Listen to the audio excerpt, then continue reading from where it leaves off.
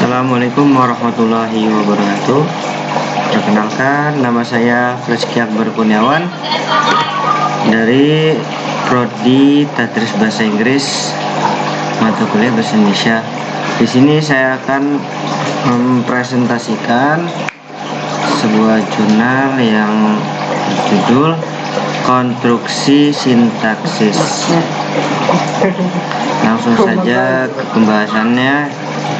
Pengertian dari konstruksi sintaksis. Konstruksi sintaksis ialah satu satuan bahasa yang bermakna yang termasuk ke dalam bidang sintaksis yang minimal terdiri atas dua unsur.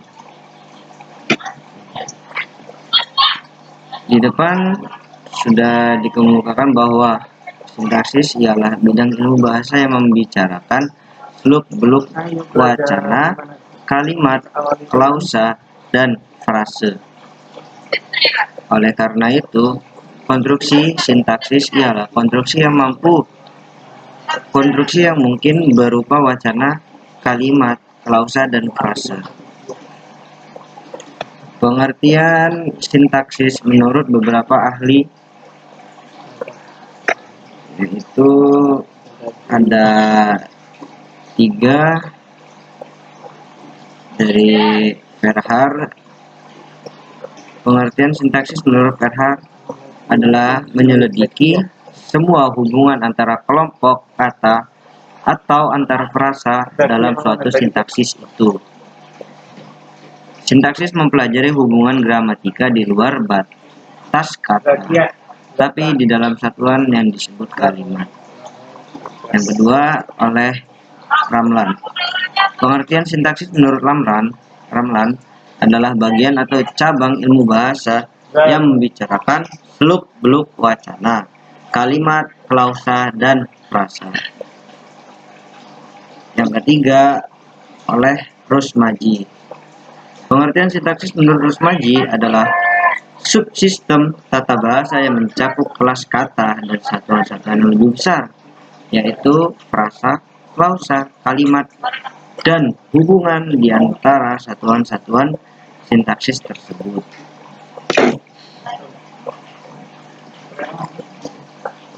Lanjut ke materi selanjutnya, yaitu wacana, kalimat, klausa, dan frasa. Wacana ialah konstruksi sintaksis yang pada umumnya terdiri atas kalimat-kalimat yang mendukung sebuah gagasan yang lengkap. Wacana bisa berupa paragraf atau karangan yang utuh. Wacana lisan bisa berupa kesatuan gagasan yang diungkapkan dengan kalimat-kalimat yang terjadi secara padu atau keseluruhan pembicaraan tentang tema atau topik tertentu. Selanjutnya itu kalimat.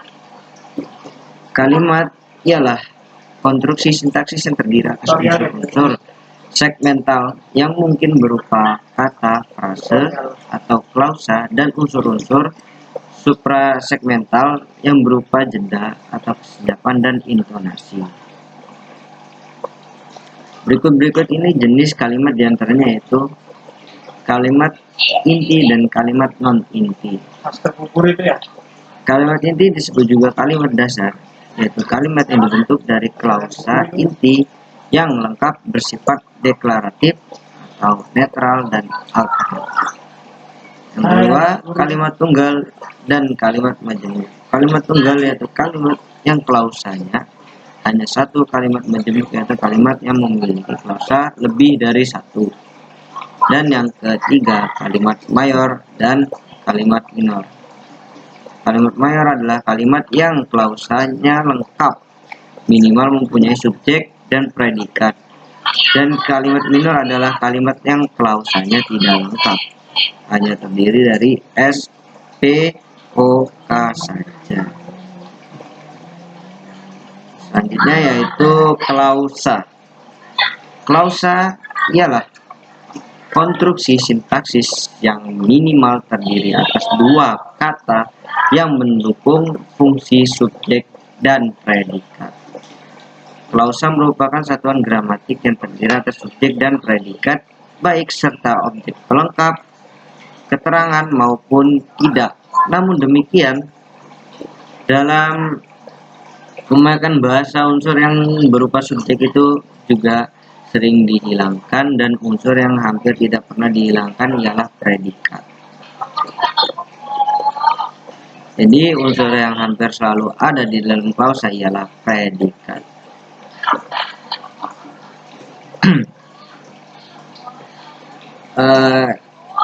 Jenis-jenis klausa itu ada dua. Yang pertama klausa bebas dan klausa terikat. Klausa bebas yaitu klausa yang memiliki unsur-unsur lengkap minimal subjek dan predikat, karena itu mempunyai potensi untuk menjadi kalimat mayor. Klausa terikat yaitu klausa yang memiliki struktur yang tidak lengkap. Unsur yang ada dalam klausa ini mungkin hanya subjek saja, objek saja, keterangan saja. Selanjutnya yaitu frase. Frase ialah konstruksi sintaksis yang terdiri atas dua kata atau lebih yang tidak melampaui batas fungsi. Artinya, frase selalu terdiri atas dua kata atau lebih. Oleh karena itu, frase juga disebut kelompok kata. Berikut ini jenis-jenis frase, diantaranya yaitu ada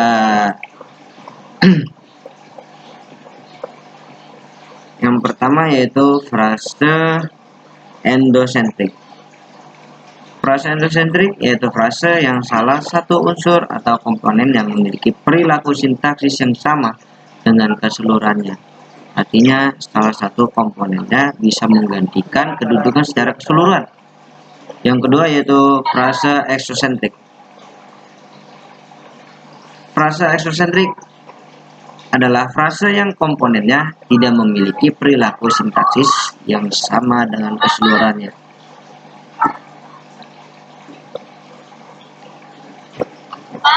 Yang selanjutnya yaitu frase apesitif, yaitu frase koordinatif yang kedua komponennya saling merujuk sesamanya sehingga urutan komponennya bisa dipertukarkan.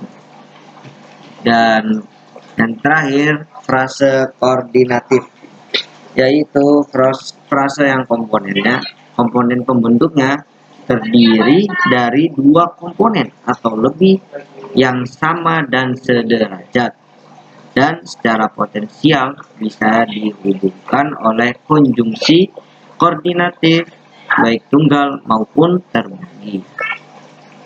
Oke, yang selanjutnya yaitu objek sintaksis.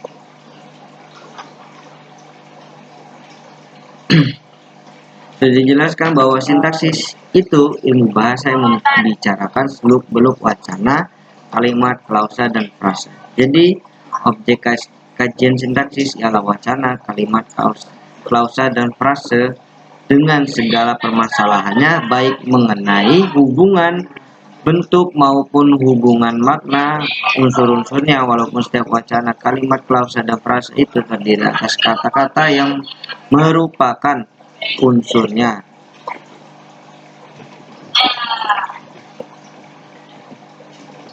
Setiap satuan gramatik yaitu wacana, kalimat, klausa, dan frase selalu menampakkan aspek bentuk dan aspek makna. Tidak ada satuan gramatik yang tanpa bentuk dan makna. Adanya perubahan atau perbedaan bentuk selalu disertai oleh adanya perubahan atau perbedaan makna. Demikian pula berbagai bentuk kalimat, klausa, dan frase juga menampakkan berbagai makna yang dimilikinya. Oleh karena itu, seluk-beluk bentuk satuan gramatik, wacana, kalimat, klausa, dan frase, dan seluk-beluk makna yang dimilikinya merupakan objek kajian sintaksis.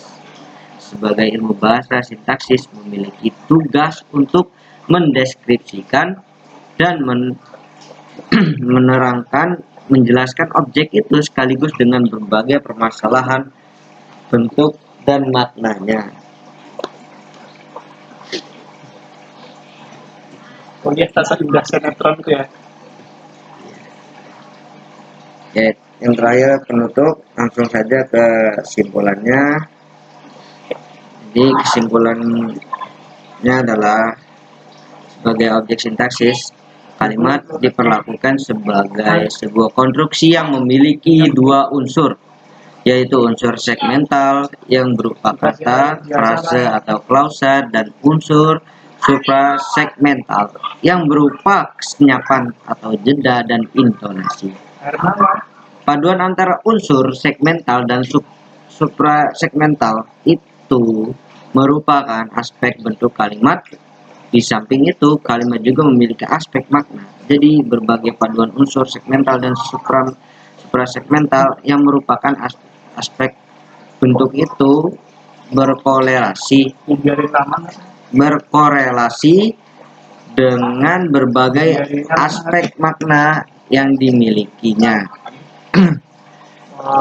Unsur segmental yang berbeda-beda yang diwarnai unsur suprasegmental yang berbeda-beda itu oleh sintaksis diduga memiliki korelasi dengan aspek makna yang berbeda-beda. Baiklah, mungkin itu saja yang bisa saya jelaskan, yang bisa saya sampaikan. Mungkin kurang lebihnya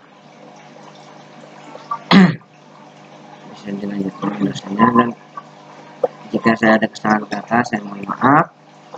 Saya akhiri, Allahumma fiq ila aqwamit thoriq.